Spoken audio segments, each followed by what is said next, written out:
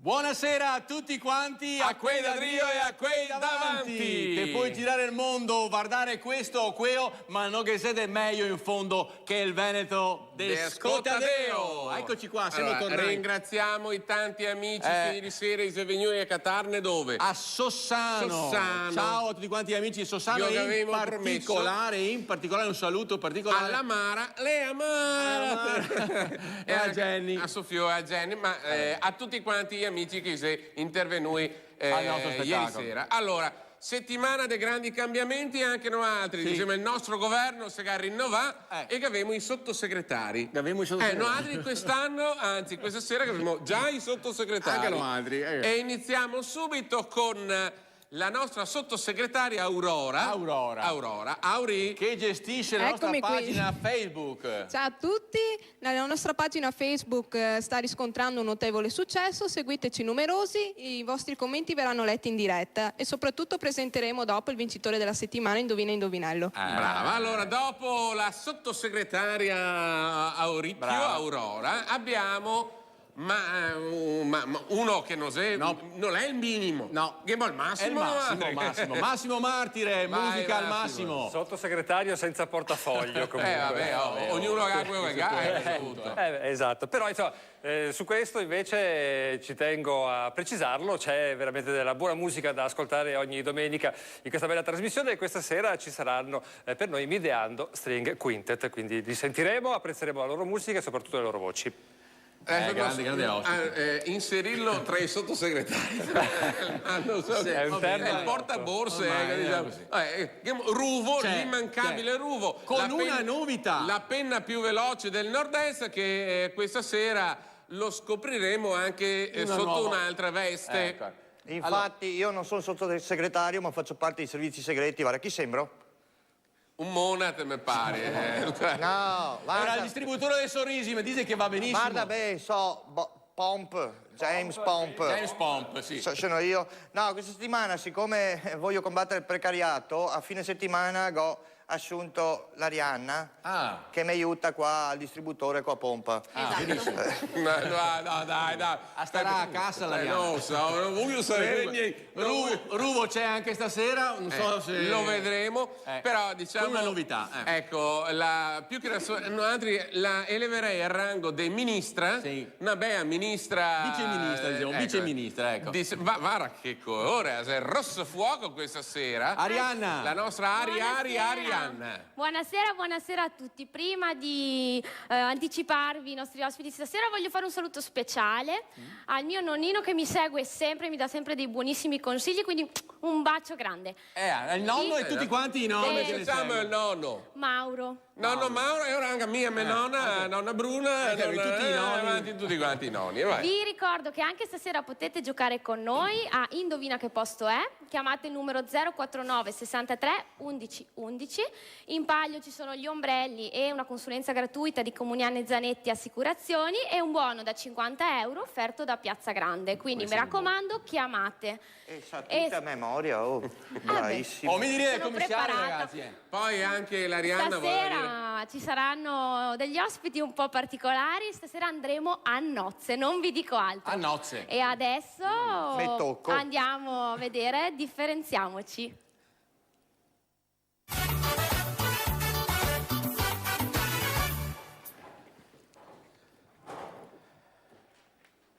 Inizia questa sera un nuovo spazio, differenziamoci, propostoci da ETRA, l'azienda che gestisce il servizio idrico integrato, il servizio di rifiuti e altri servizi nella zona del Bassanese, dell'altopiano di Asiago e della provincia dell'Alta Padovana. Allora ETRA, per festeggiare i 15 anni di servizio, ha voluto realizzare un bellissimo libricino, un libretto, dove illustra tutti quanti i servizi dell'azienda, però in particolare che è un servizio che ne ha colpito, che se le ricette si festeggia a tavola con le ricette all'insegna del recupero, e per parlarne proprio di queste ricette che abbiamo un grande chef che è Marco Squizzato. Ciao Marco, sei venuto a trovarmi. Buonasera. Ti sei famoso nel web, dappertutto, ti chiama ovunque perché ti hai scritto un libro sulle ricette in scatola, ecco, Sì. e poi se rivai questa nuova opportunità, queste ricette riciclate. Sì, Cosa sì. vuol dire? Tra l'altro, appunto, l'importante è entrare nella filosofia, quei ciari di luna che corre, non si può più spendi e spandi, ieri mi abituai anche a massa ben, ciapa, magna, butta via, invece Non si butta via più niente, si riesce a fare dei piatti altamente, diciamo, qualificati, buoni, validi, Belli anche da vedere. a costo praticamente zero.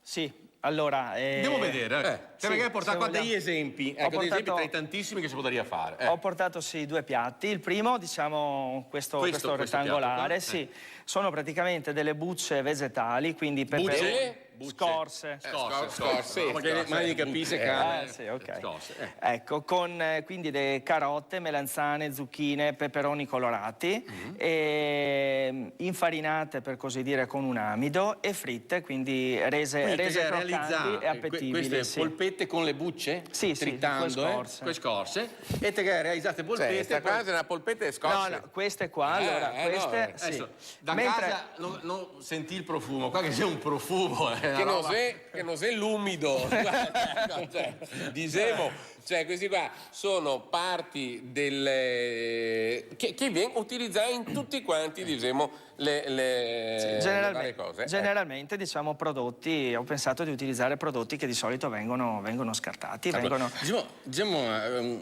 le polpette piatto qua cosa costi? Allora l'antipasto, così ho fatto un calcolo approssimativo, siamo intorno ai 50 centesimi a porzione. 50 centesimi? Trattandosi, allora le polpette sono fatte con del pane raffermo, pane vecchio, e dentro dei sardoni che di solito vengono usati per l'alimentazione negli allevamenti di pesce, quindi hanno un costo bassissimo. Parliamo di 2 euro, 1,50 euro, 2 euro al chilo. Quindi ho utilizzato comunque diciamo che già è a polpetta di per sé fa parte della tradizione del riciclo, del recupero, non si buttava via diciamo, con la carne avanzata, si ciappava, si va a polpetta. Sì. E niente, dopo ho utilizzato anche le croste della polenta. Una l'ho colorata con il nero di seppia e quella l'ho lasciata naturale, quindi croste di polenta secche. È un su esagerare. E poi le ho fritte, insomma, per... E 50 ore praticamente. E questo qua praticamente è un antipastino, sì. Mentre qua passiamo a un primo piatto. Questo è un primo piatto, sì, un po' più lungo, diciamo, perché rimane sulla stufa a bollire, però è prodotto con, vedete, qui ho portato proprio delle ossa di maiale. Quindi siamo anche in periodo, giusto? Sì. Con le ossa del maiale, quindi viene fatta come una ribollita di ossa. E dopo vengono aggiunte le parti esterne, diciamo, delle foglie di verza, quindi un prodotto di scarto. Ma potremmo dire che sto quasi un piatto della tradizione? Questo è un piatto che appartiene alla zona del Basso Padovano, alla zona del Polesine, e ci sono dei manoscritti che lo riportano circa al 700, quindi è un piatto molto molto molto datato. Nel 700 sai faceva... Sì, perché logicamente trattandosi di prodotti poveri, quindi viene aggiunta poi la verza, la polenta, viene fatta proprio una zuppa abbastanza densa, e dopo sopra ho utilizzato praticamente le croste del formaggio grattugiate, le ho grattugiate con una grattugia abbastanza grossa e dopo le ho passate in microonde per renderle croccanti, e un po' dei crostini di pane vecchio invece il crosto del formaggio. E qua che avevamo un piatto tipico invernale, no? Sicuramente. Scusami un attimo, ma quante calorie ha una roba? Tanto per capire, perché oggigiorno è femmine, quando che ti dici occhio attento a questo che ti manca, questo mi fa ingrassare, questo mi viene celluloide e questo e quell'altro, qua come siamo messi? Allora, diciamo che a livello calorico può essere considerata una botta di vita, però trattandosi di quantità, diciamo, irrisorie, siamo abituati tutti i giorni a mangiare, o comunque ci sono sempre nelle nostre tavole dei prodotti fritti o una zuppa, comunque in questo periodo vengono consumate abitualmente, quindi non credo abbiamo sforato caloricamente di molto rispetto alle nostre abitudini. Marco, c'è la filosofia da parte delle nostre Maasai e soprattutto nelle famiglie, che se l'attenzione, la filosofia all'uso, al riciclo dei prodotti, all'evitare gli sperperi, perché bisogna che entriamo in questo ordine di idee. Ma secondo me questo si è un po' affievolito, diciamo, seguendo. In casa sente non va a tempo e va depressa e va a scatoletta. Non c'è tempo, infatti. Devo ricordarti in altre occasioni. Ecco, però diciamo io mi sono divertito molto a fare queste cose anche per omaggiare l'Etra. Sono convinto che se casa vede qualcuno che le ricette sono molto facili da fare, anche perché ho pensato proprio a ricette che si possono fare a casa. Il prezzo, il costo? Allora, il costo di questa supera appena i 60 centesimi. Quindi siamo a 1,10 €. Che abbiniamo un secondo o siamo già a posto? Un secondo sì. Io ho provato a fare, diciamo, delle crocchette, una crocchettina fatta con le alette dell'anatra, che di solito... che uno non è mai... sì, anche cotte, diciamo, nel loro grasso, e poi frullate e messe, diciamo, a congelare, dopodiché sono state passate in una pastella tipo una tempura, come che si usa ora, no? E poi vengono rosolate e servite come secondo. Questa è un'idea. Dopo con... E che cosa costa? Siamo anche lì intorno ai 70 centesimi. Con 2 € qua ancora che me ne va. Un menù completo come l'abbiamo fatto per l'Etra abbiamo superato, non siamo arrivati neanche a 3 €. Ma infatti, allora, giustamente il nostro amico Marco ricordava questa iniziativa dell'Etra proprio per entrare nell'ordine di idee, nella filosofia del riciclo, ecco. E invitiamo tutti quanti i nostri amici che ne seguono e che puoi trovare questo opuscolo, all'interno del quale sia le ricette che abbiamo visto in questo momento presentate e tante altre, con delle utili indicazioni, degli utili consigli per fare praticamente a costo zero un pranzo, una cena, ecco. Sì. Tra l'altro dobbiamo dire che di questo volumetto è stato distribuito in 110.000 copie, tutti quanti i comuni del 75 serviti. Grazie anche, volevo così ricordarlo tra parentesi, alla splendida idea, perché è partito tutto dal mio amico Ferruccio Ruzzante di Studio Verde, diciamo, che assieme ad Etra, diciamo, ha progettato questa cosa. Idea, ecco, sì, poi con lui siamo molto amici. Diciamo, ecco. E tra una parola e l'altra, quando che si parla del mangiare si arriva a spuntare che si sta affascinata questa cosa. Che mi provoca. Intanto assaggia, sì. Allora vediamo. Non è tanto buona sta roba a riciclare, Allora, magari sei più buona il forchetto. Allora, Etra per festeggiare mi ha assunto per fare delle ricette tenendo conto del triciclo.